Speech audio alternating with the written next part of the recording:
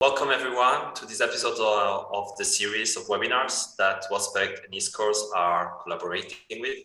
My name is Camille Lichtenstein. I'm the commercial lead for Wellspect in Spain, and I'm really honored to be the host of this webinar today.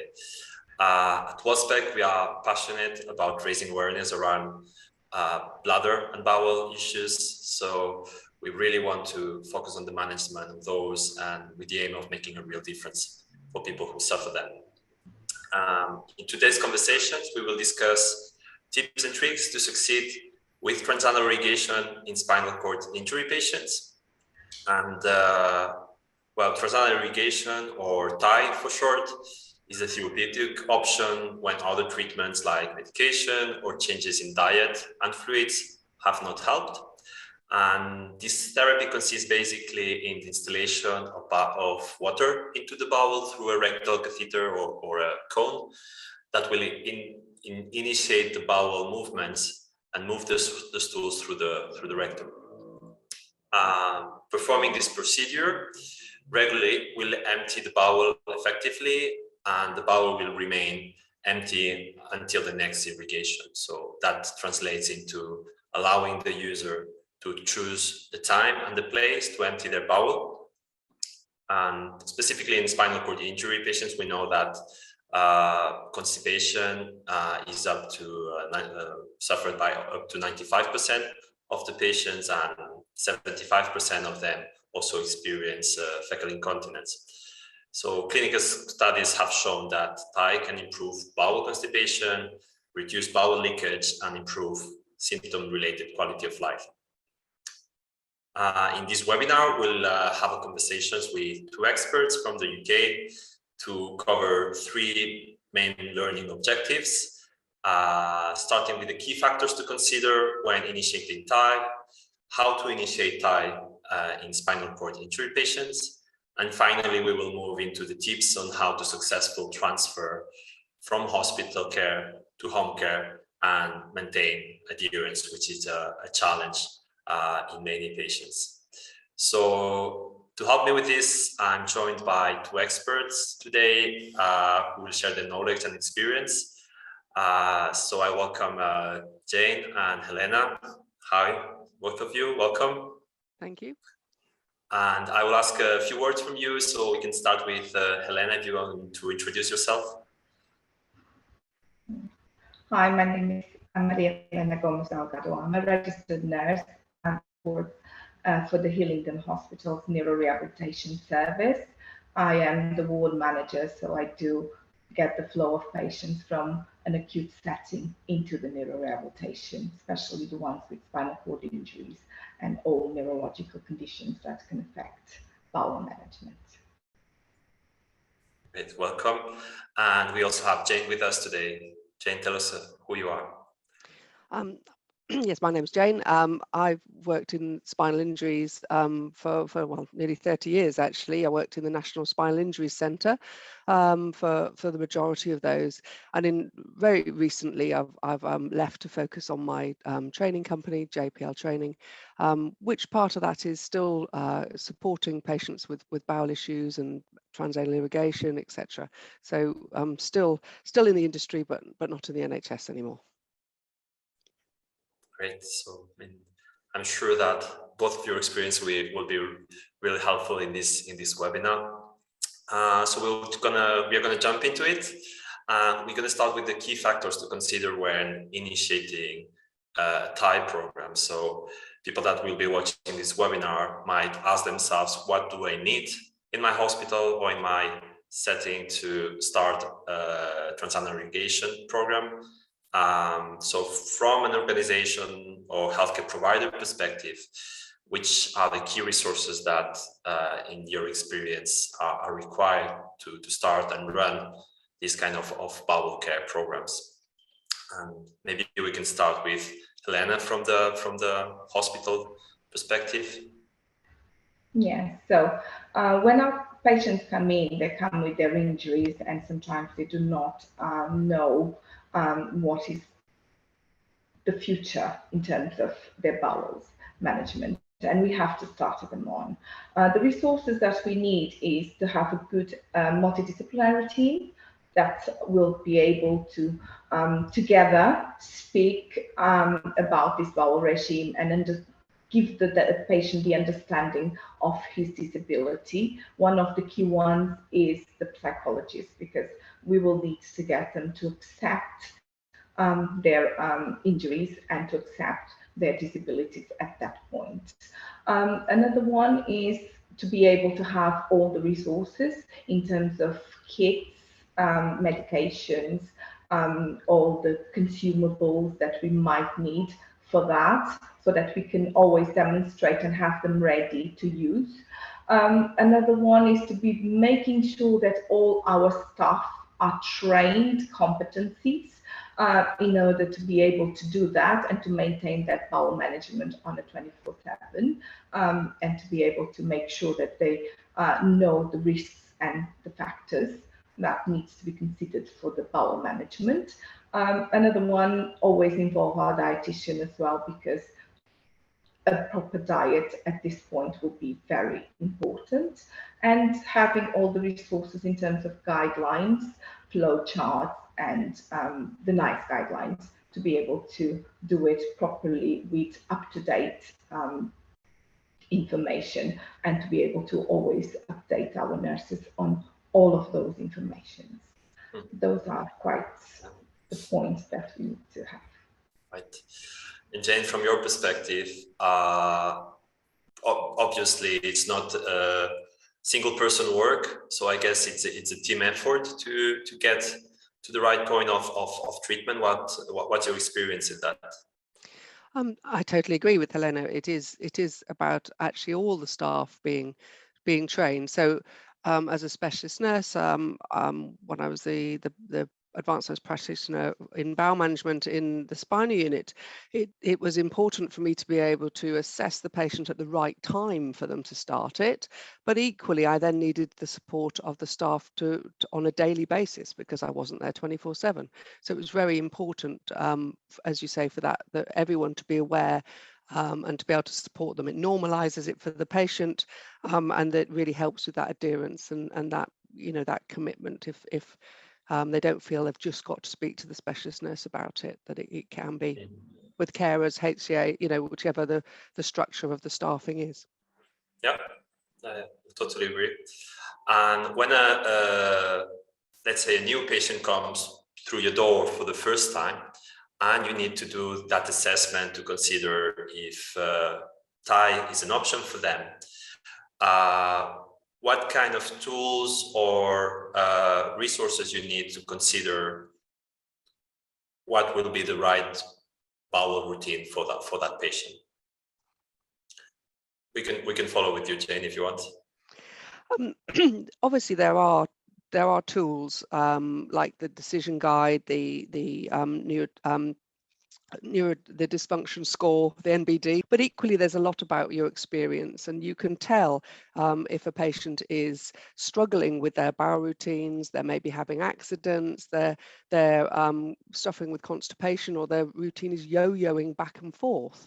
You know, that's when we're going to be assessing them and talking to them about the next steps. And I think we need to remember that there's a lot of value in tweaking their conservative routine, you know, as Helena was saying, the diet, the medication, the regular pattern. But if it's just not settling, all of that is good background to the success of an irrigation routine. So it's about making sure the patient realizes they're not wasting time if we haven't started them straight away, because it'll have that knock-on effect of a good irrigation routine. So does that answer your question? Yeah, I think, I mean, it's a mix based on of course clinical guidelines, protocols that you might have in place, and that might change from country to country, but I think the literature is quite consistent everywhere. But then you have like the little trick and experience that will tell you where you can kind of take another path. I don't know if, Helena, you want to build on that, and if there are any situations that can be, for example, specific risk factors or the level of the injury that will tell you, okay, this patient, we're going to start from the beginning with TAI? Yes, if they come from an acute setting and they already have a conservative management of bowels, if they are a T6 and above, that are the injury above the thoracic level of the spinal cord, then we have to be thinking on transanal irrigation, because these are patients that can suffer autonomic dysreflexia, and that is a very serious and emergency situation that can even cause death. So we need to sometimes start them straight away, but we have to, of course, with the consent of the patient, and make sure that they understand that. And that is where we can skip in terms of going through the flow chart that we normally use for starting it, and start it straight away, because it keeps them very, very stable. And throughout our rehabilitation, they need to do their exercises, and that makes it much easier. They don't waste the time, and they can get that exercise, that therapy that they need to improve and to go forward. Yeah. Great. So in terms of tools for the assessment, you've mentioned the NBD score, the NICE guidelines.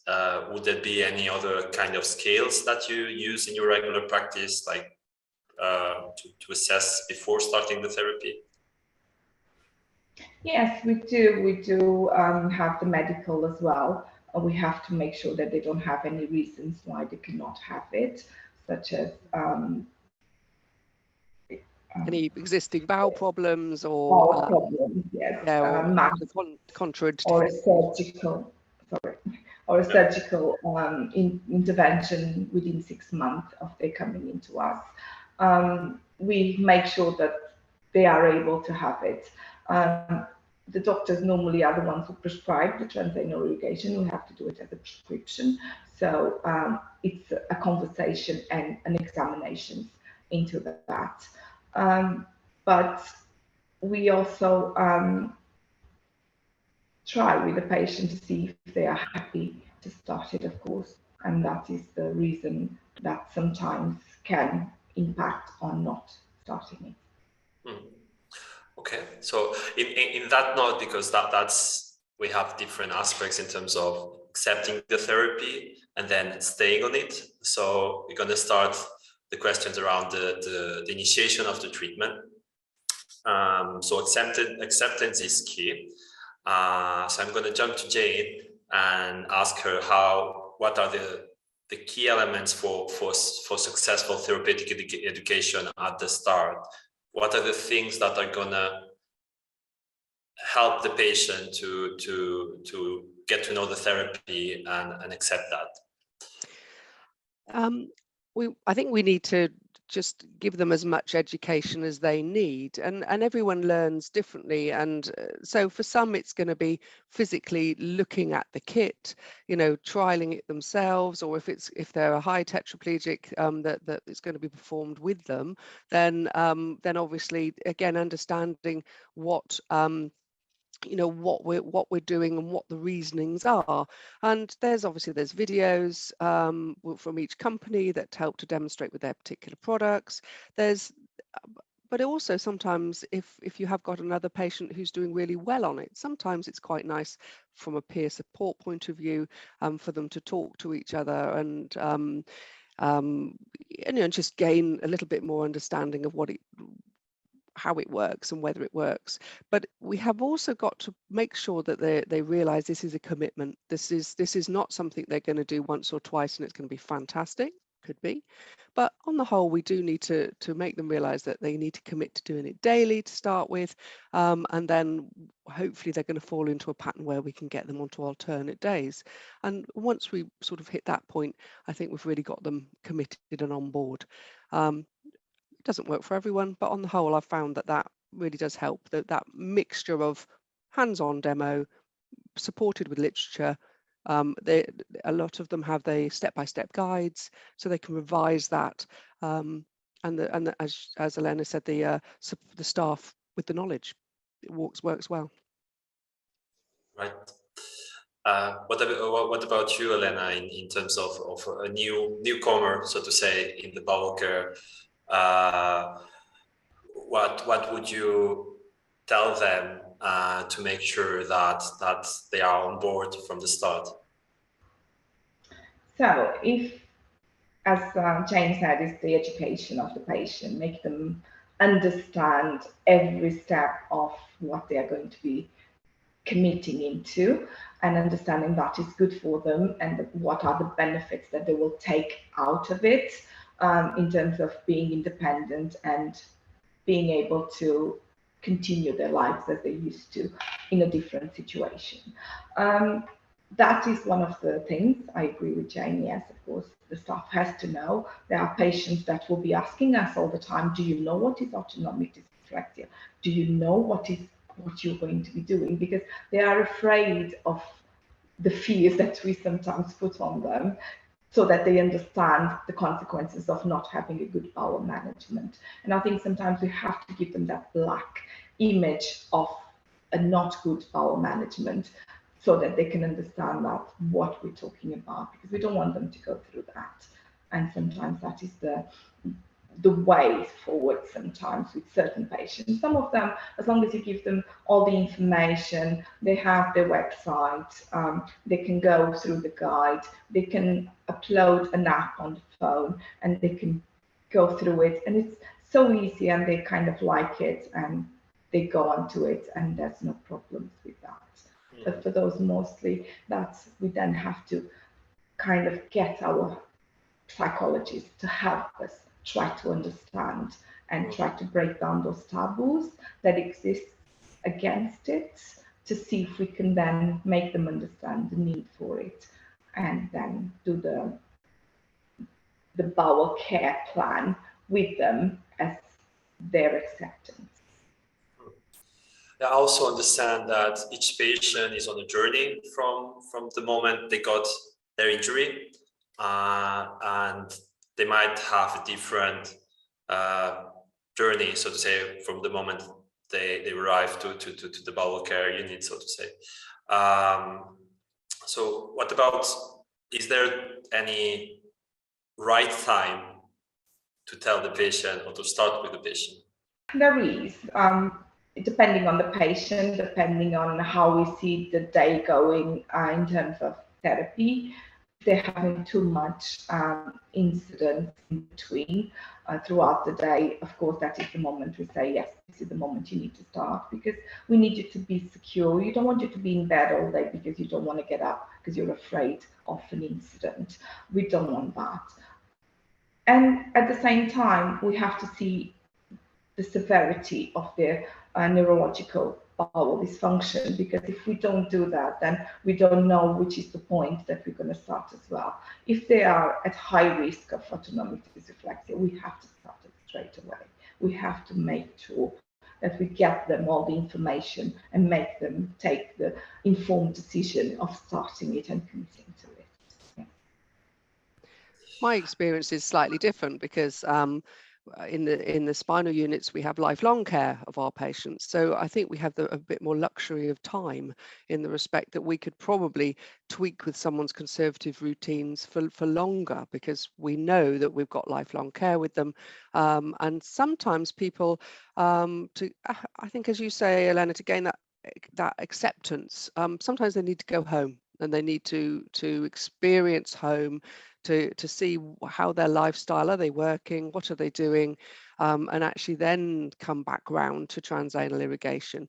So, and I've started people on transanal irrigation years and decades down the line. It doesn't have to be something that's first line, but it is, very useful. And I think as there's more knowledge of irrigation and the different products are being, there's more choice there now of products that might be, some will be more suitable for others.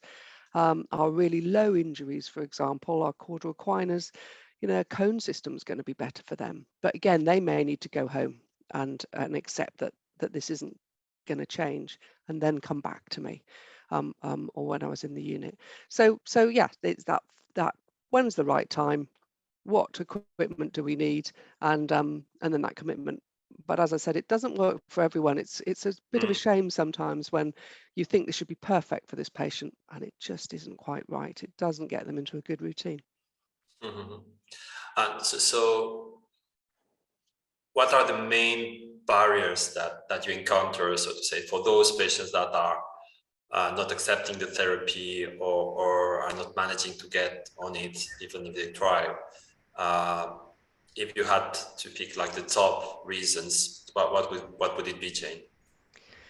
It's, for some, it can be the person's commitment and mental attitude. But to be fair, like I said, for some, even though they should be really compliant with the irrigation, actually it could be the fact that they have rectal spasm. It could be that you know, they're just the way that their bowel, their neurogenic bowel is functioning now.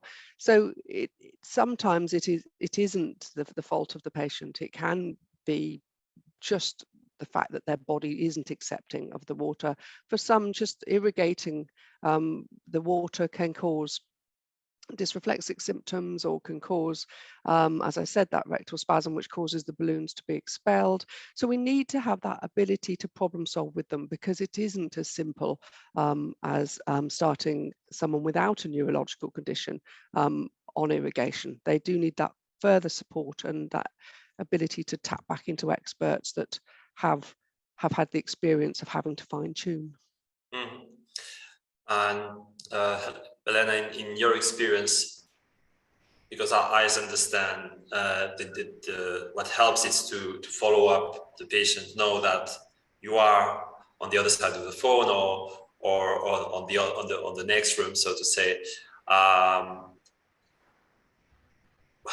long do you follow up, so to say? I mean, every case is going to be different, but usually in your protocols or in your regular practice, how long do you follow up until the patient can do the procedure by themselves? It will depend on the patient itself. We do supervise them when they start doing themselves. We do supervise them all the time until they tell us they're confident on doing it. But time to time, we do tell them, yes, we need to see, just to make sure that you are keeping up with the way of doing it properly, and to make sure that is coming out a good amount. So at least once a week, they will show us that they are doing it, but we do kind of keep them on the radar until they are discharged from our care. Any of you want to add anything else around the initiation process? So if you would have to give a tip to someone somewhere else in another country, what do you need to have in top of your mind when starting TAI with a patient?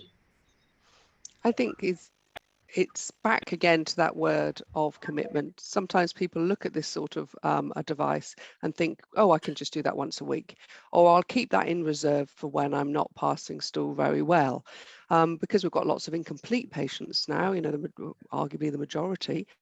So some will be of the impression that they can just get away with a normal bowel routine, and we'll just keep this in reserve. And that's not what it's about. It is about having that regular routine to prevent that constipation and that risk of accidents. And so that's the main thing. I think we've said it quite a bit, but it is about right time, commitment, and follow-up, whether that be follow-up by the companies to make sure that the supplies are there, and the equipment, etc., and that they've learned the rules of when to replace kits and bits of it, or whether it's that ability to fine-tune with a specialist nurse. Both, I think, is really important. And so it's not just a case of giving someone a kit and going, watch the video. Right. Yeah. I can say as well that most of the time we do get patients to be onto the kit, and they are supervised, taught, they know how to do it, they accept it very well. Then we discharge them to the community and we discharge them to a neurogenic, I would say, spinal cord injury service that will follow them up in the community, because they will need that. We don't do that from our service, but we'll have to do that. And unfortunately, we had some cases that patients called us and said, oh, they stopped me from the irrigation. And what we ask is, how do you feel about that? And how do you think you are going to be coping without that? And sometimes I say, no, I'm not. I'm going back to what I was having before. And then I say, why don't you speak with your GP and see if you can continue on it, because we believe that will help you. And sometimes they do continue on it.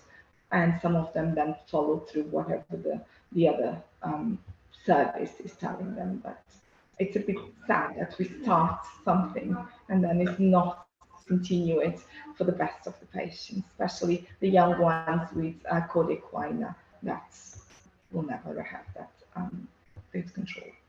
Mm-hmm. Yeah, that helps us to jump in the third and last point in the learnings that we want to cover today. So it's this challenge of change of setting from a hospital setting to a community setting. Again, it might change from country to country on how healthcare systems are organized, but the idea is like you are trained in a controlled, safe hospital setting, and then you're on your own, or sort of, or with your caregiver that needs to do the procedure in you. So we're going to cover that, and I'm going to ask you a couple of questions. So how do we prepare the patient and or their caretakers before they go home? So what are regarding bowel care, how do you prepare them to that new situation? That's quite a difficult question, because as Helena has just highlighted, that sometimes you've set someone up on a good routine and then that isn't supported in the community. So we do spend a lot of time in our specialist centres and the Spinal Injuries Association, for example, fighting is probably the word, really, to make sure that people understand why we do what we do, why they need that. The staff, the district nurses or the carers or the agency staff that are coming in to support need bowel care training. They need to understand the full consequences of what happens if it's not adhered to, and not just the autonomic dysreflexia, the bowel accidents, the constipation, the impaction, etc. And so it is about, I would also say, verbal independence for the patient, so they can instruct someone totally how to do it themselves. But sometimes we need to involve family members as well, so at least they've got a bit of secondary support. And I think that applies in all cultures. Depending, I think, on which culture you're from, there'll be some that will be very used to supporting their family members if they've had an illness, and yet we will have others where it's very much expected to be on the social care side of things. So it is important to get on board whichever culture they're from, I think. I really like that concept. I mean, to prepare the patient to be able to explain to others why they need that, why they're performing that, because again, if you're not in the spinal cord injury world, so to say, bowel and bladder care is something that you don't know nothing about. You never asked yourself, and we see that there's a lot of education to do around that. What about you, Helena? How do you prepare patients before they go home? So we do discharge patients, but we do a graded discharge. We try to get into the community whatever either they are able to do them themselves. We do teach the families, and we do have case conferences with families and the patients to make sure that they understand whatever we started and whatever we are sending them home, because we want them to be supported. So the families also support us when the patient goes home and does their own bowel management, and then we ask the families when they come and bring them, because we want to know, were they able to eat well? Were they able to drink well? Were they able to go to the toilet? Did they kept it within a certain timing? Did they have any difficulties? Everything, so that then we can pinpoint what are the problems and we can then work with the patients to resolve those within us. So we don't send the patient straight home. Those that need help, we try as much as we can sometimes to get the families to help. Sometimes we're very successful. We teach the families, we teach one or two families how to do it so that they can support the patient and to be able to do it if the patient is not able to do it and they want the patient to go home. We had cases that we had to contact social workers to get the care agency to come to us. We had 3 or 4 carers that we taught and came to us, and we did the bowel management every day in the morning until they were confident to then the patient be discharged.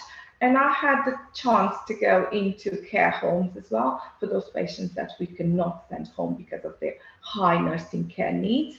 And I've been to certain homes and teach how to do transanal irrigation for several times, just to make sure that we get that. And then with the support of the company, to know that they are in there and they might need as well some support with everything else.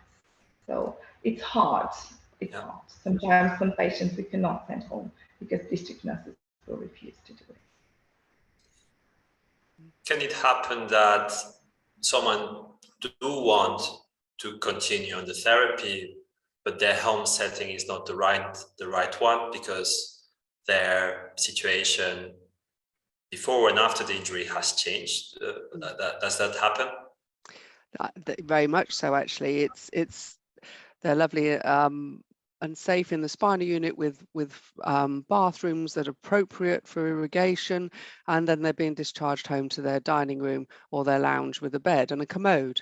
And for some, they will make it work, but irrigation on a commode in your lounge is not as easy or acceptable, it has to be said, as having a converted bathroom. So I would also argue that that is part of the assessment. If you know for sure someone isn't going to be able to have those facilities at first when they go home, maybe we should hold off on irrigation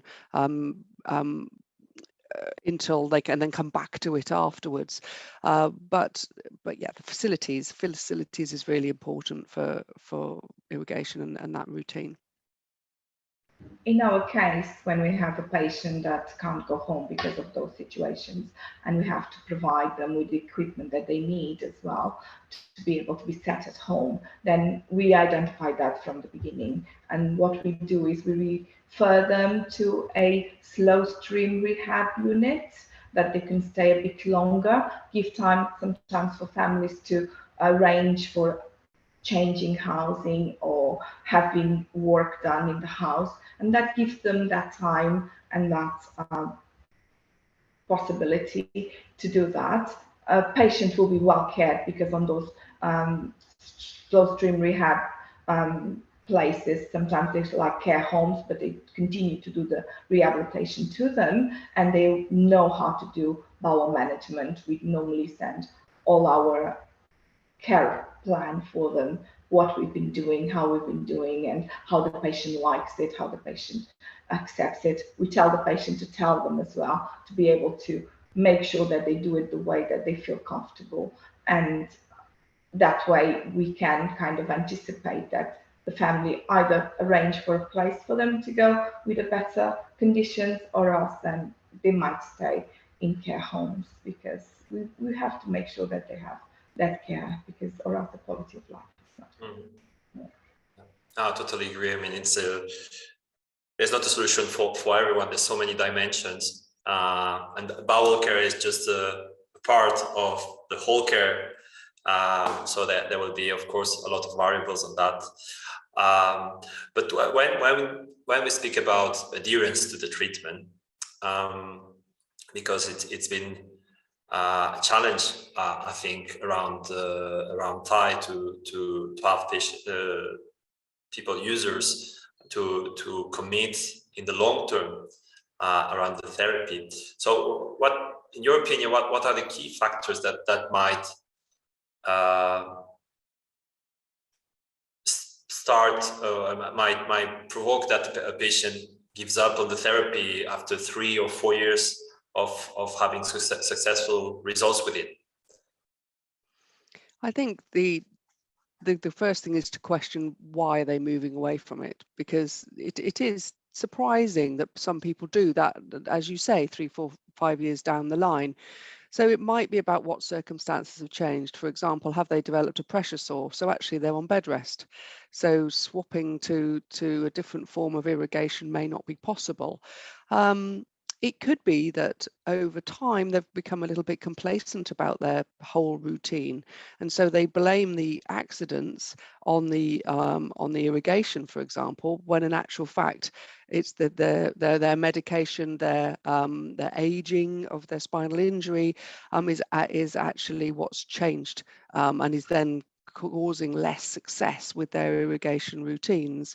So sometimes it can be quite a mix of different aspects, and for some I've known give up irrigation for various reasons, and actually then 10 years down the line I've been dealing with them and I've restarted them, and actually it might be that they're a tetraplegic, they couldn't quite manage the controls. Actually the companies have changed and developed them over the years.